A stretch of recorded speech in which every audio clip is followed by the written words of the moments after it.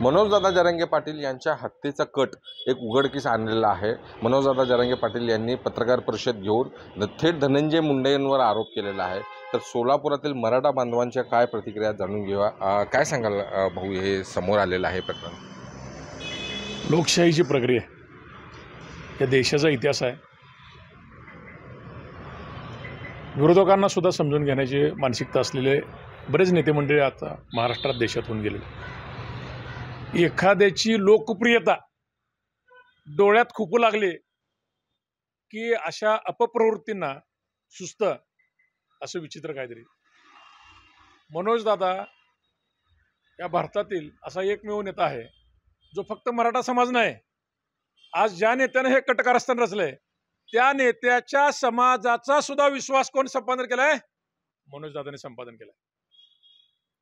महादेव भैया मुंडे असू द्या, संपदाताई मुंडे असू द्या, हे तोंड उघडणार नाहीत। हे भुजबळ, हे हाके, हे धनंजय मुंडे, हे पंकजा मुंडे, हे न्याय देऊ शकत नाहीत। मुंडे आडनावाच्या लोकांना न्याय देऊ शकत नाहीत। तिथं विश्वास मनोज दादाने संपादन केलाय। ते कुटुंबीय मनोज दादाला भेटायला चालले आणि मनोज दादाच्या कडनं कसं आहे माहिती आहे का, छत्रपती शिवरायांना पण स्वकीयांचा त्रास होता, तसा आमच्यातलेच काय भांडगोळ जे मनोज दादाच्या जीवावर मोठे झाले, महाराष्ट्रात त्यांना ओळखाले, त्याच लोकांनी कटकारस्थानामध्ये भाग घेतला म्हणून कळतंय। अजून परफेक्ट नावं अजून समोर आलं नाही। 5-6 दिवसापूर्वी मनोज दादांनी त्याला बोलवून सांगितलं होतं, दारू बिरू पिऊ नको, नीट राहा, आपण गरिबा घरची लेकरं आहे। असा असणारा माणूस विश्वासानं झोपेत मनोज दादाचा घात करायचा यांचा प्लॅन होता, पण हे नियतीला मान्य नाही। तिसरी शक्ती जिवंत आहे, त्यातला कुठल्या तरी मावळ्याचा प्रामाणिकपणा जागा झाला आणि सगळं रेकॉर्डिंग सहित मनोज दादाकडे दिलंय। धनंजय मुंडे, परळीपुरत आहे तुम्ही, तुमच्या काकांचा वारसा कसला आहे बघा जरा, स्वर्गीय गोपीनाथ मुंडे साहेबांचा। आणि तुम्ही जे आज वागताय, ज्या पद्धतीनं तुम्ही काय करालाय, आमचा कैलासवासी संतोष भैया देशमुख त्याच्यामध्ये तुम्ही, आणि आज तुम्हाला सांगतो, ज्या कुठल्या रंगाची गोळी या मनोज दादाला चाटल त्या रंगाचं ठेवणार नाही, एवढी दक्षता मराठा समाज महाराष्ट्रात लागेल। आणि सरकारला विनंती आहे, SIT ची स्थापना करा। अजून तुम्ही किती SIT करणार माहित नाही, पण हे जे महाराष्ट्रातलं कायदा व सुव्यवस्था चालू आहे याच्यामध्ये या धनंजय मुंडेचे सगळं CDR याची नार्को टेस्ट घ्या। अरे तुला एखाद्याला प्रेमानं जिंकता येत नसल, तू ज्या पद्धतीनं आज मनोज दादाच्या हे कटकारस्थान रचत आहे धनंजय मुंडे, तू नुसता परळीत नाही महाराष्ट्रात तुला परत फिरायचं आहे। हे 6 कोटी मावळे मराठा समाजाचे येड्यावानी प्रेम करते मनोज दादावर। अरे मनोज दादा तुमच्या जातीबद्दल कधी निगेटिव्ह बोलला नाही, कुठल्याच OBC समाज कुठल्याच समाजाबद्दल निगेटिव्ह बोलला नाही, आणि ते विश्वास संपादन केला, त्यानं प्रेम मिळवलं। म्हणून तुम्ही जर ह्या पद्धतीनं असं करणार असाल तर याचा शेवट महाराष्ट्रातले मावळे तुमच्या शिवाय शांत बसणार ना, तेवढं नक्की सांगतो। एक माहिती समोर आलेली आहे, कांचन नावाचा व्यक्ती कोणता धनंजय मुंडे यांचा PA किंवा कार्यकर्ता होता, त्यांनी म्हणजे हे सगळं त्याच्यामध्ये आहे असं मनोज दादांनी आरोप केलेला आहे। तर काय सांगाल तुम्ही राज्य सरकार? आमचं 6 कोटी मराठाचं प्रामाणिक नेतृत्व, संघर्ष योद्धा मनोज जरांगे दादा पाटील हे आमचं मराठा समाजाचं प्रामाणिक नेतृत्व आहे। मनोज दादांनी आज पत्रकार परिषदेमध्ये सांगितलं की कंचन पाटील जो त्यांचा कोण PA आहे धनंजय मुंडेचा, त्यांचं नाव डिक्लेअर केलेलं आहे। आणि दुसरा जो सहकारी आहे अमोल खोने, हे सध्या आरोपी जे आहेत आता ते पोलिसांच्या ताब्यात आहे। आणि जालन्याचे जे SP साहेब आहेत त्यांच्यावरती आमच्या मनोज दादाचा पूर्ण विश्वास आहे आणि हा पूर्ण तपास व्यवस्थित व्हायला पाहिजे। आणि जो माणूस स्वतःच्या बायकोच्या अटक म्हणतो तो धन्या मुंडे, स्वतःच्या बहिणीला नाही भर सभेत अश्लील भाषेत भर सभेत बोलतो, तो त्या समाजाचं नेतृत्व काय करणार आहे? आमचा संघर्ष योद्धा यांनी 18 पगड जातीच्या लोकांना एकत्रित करून सगळ्या समाजाचा विश्वास निर्माण केलेला आहे। त्याच्यामुळं आमच्या संघर्ष योद्ध्याला जर काय झालं तर हा 6 कोटी मराठा सोबत बाकीचा समाज सुद्धा रस्त्यावर उतरल्याशिवाय दिसणार नाही। आणि माझे गृहमंत्री, देशाचे आपल्या महाराष्ट्राचे गृहमंत्री देवेंद्र फडणवीस, महाराष्ट्राचे मुख्यमंत्री, यांना माझं प्रामाणिक प्रांजळ मत आहे की त्यांनी या प्रकरणाची सखोल चौकशी करावी आणि SIT नेमावी।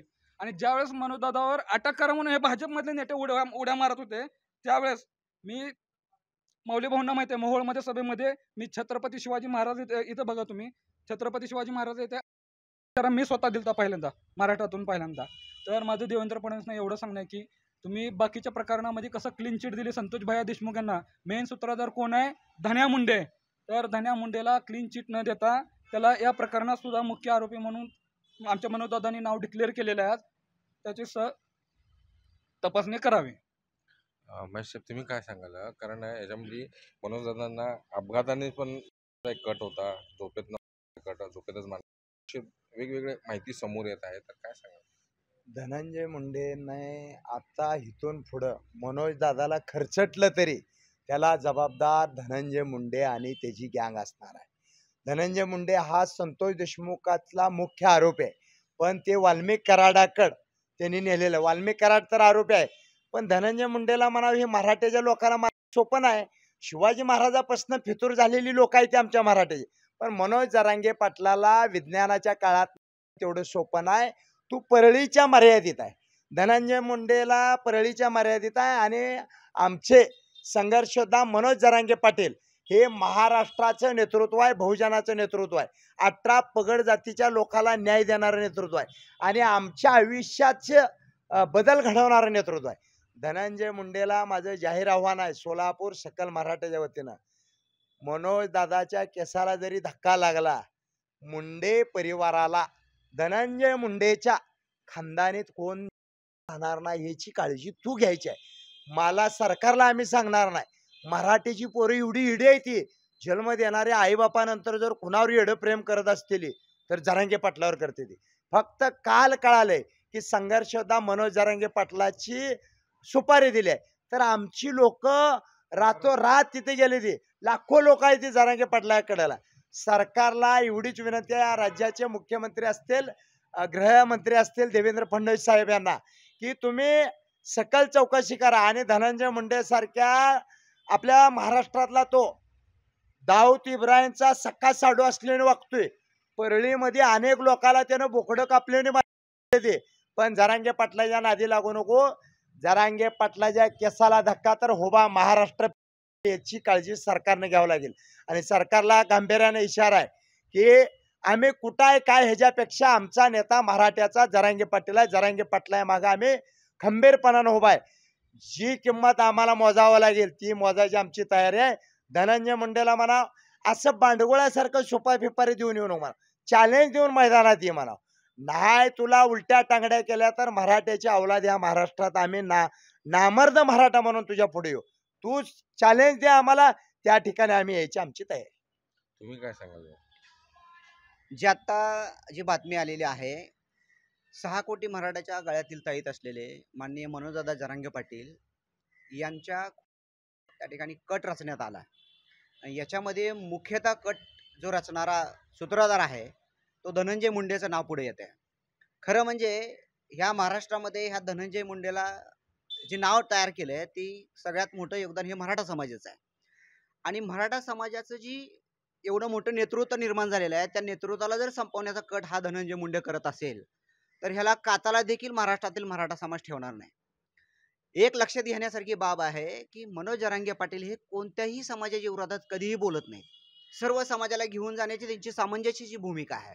मराठा समाजाला न्याय देत असतानाच इतर समाज कसा दुखावला जाणार नाही याची काळजी ते नेहमी घेत असताना जर असं कटकारस्थान रचलं जाणार असेल तर महाराष्ट्रातील मराठा समाजच नव्हे तर इतर समाज देखील त्या ठिकाणी पूर्णपणे रस्त्यावर उतरून मनोजदादाच्या केसाला जरी धक्का लागला तर हा महाराष्ट्र हा पूर्ण शिवाय राहणार नाही. याची दक्षता मात्र ह्या राज्य शासनाची घेण्याची गरज आहे. दुसरं म्हणजे मला सगळ्यात महत्त्वाचं सांगायचं आहे राज्याच्या मुख्यमंत्र्याला की तुम्ही नाही त्या फालतू लोकांना प्रोटेक्शन देता.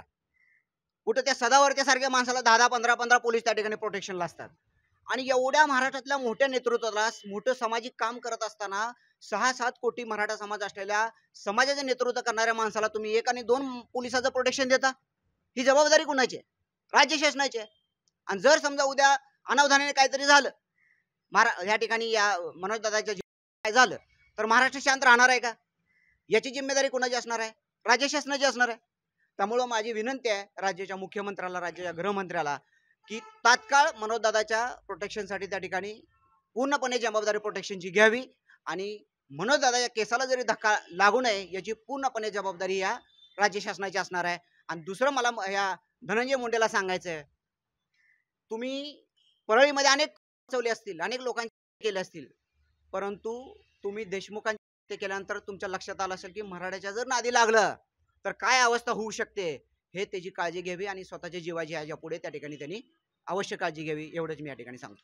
पावसात त्यांनी असं डायरेक्ट ओपन चॅलेंज केलं धनंजय मुंडेला, असं कट करत असताना किंवा सुपाऱ्या कशाला, डायरेक्ट ये आम्ही लढायला तयार आहे, पवार साहेबांनी आता सांगितलं. तुम्ही काय साहेब पाटीत वार कशाला करतो? तुझ्यात हिंमत आहे ना, ये ना समोर तू.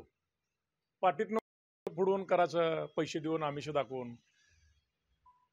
आमचा माणूस संविधानाला लढतोय, न्यायानं लढतोय, समता सगळ्या समाजाला घेऊन चाललाय. तुझ्या समाजाचा तुझ्यावर विश्वास नाही, तुझ्या समाजाची लोक सुद्धा मनोज दादावर विश्वास व्यक्त करते. तुला भगवान आहे ते मुंडे आडनावाचे महादेव भैया मुंडेचे कुटुंब असेल, संपदा मुंडेचं कुटुंब असेल. 2 दिवसापूर्वी बघितलं तुम्ही, संपदा मुंडेचं पण कुटुंब गेलं. का? तर न्याय मिळवून द्यायची क्षमता. अहो, आमचा माणूस साधा ग्रामपंचायत सदस्य नाही, त्या माणसाने एवढा विश्वास कमवलाय. तुम्ही बुरट्यानं सगळ्या जगाला लुटलेली तुम्ही अवलादी सगळ्या सगळे राजकीय नेते. त्या मनोज दादावर तुम्ही जर वाकड्या नजरेनं बघायचा प्रयत्न केला, सरकारला विनंती आहे याची पूर्ण SIT चौकशी करा, या सगळ्यांची नार्को टेस्ट करा. ह्या कटात कोण कोण सामील आहे येऊ द्या ना जगासमोर. प्रामाणिकपणे काम करणाऱ्या माणसाला जर तुम्ही त्रास देणार असाल तर तुम्हाला रस्त्यावर आम्ही फिरू देणार नाही. तुम्ही माणसं कशा पद्धतीने सांगायची गरज नाही. आमच्या माणसाच्या केसाला जर धक्का लागला तर राज्य शासनानं अजूनही वेळ गेली नाही, SIT स्थापन करा. ह्या कटात कोण कोण आहेत त्या सगळ्यांना आरोपी करा. तुम्ही म्हणजे न्यायासाठी झगडणाऱ्या माणसाला जर इथं लोकशाहीमध्ये अशा प्रकारे जर चिरडलं जाणार असेल तर मराठा समाज कदापि शांत बसणार नाही. आणि हा पूर्ण कटाचा उलगडा करून या सगळ्यांचा बंदोबस्त आम्ही केल्याशिवाय शांत बसणार. तर आपल्यासोबत होते सोलापुरातील मराठा बांधव यांनी अतिशय संताप व्यक्त केलेला आहे आणि धनंजय मुंडेला ओपन चॅलेंज दिलेला आहे. महाराष्ट्र टाइम्स, इरफान शेख, सोलापूर.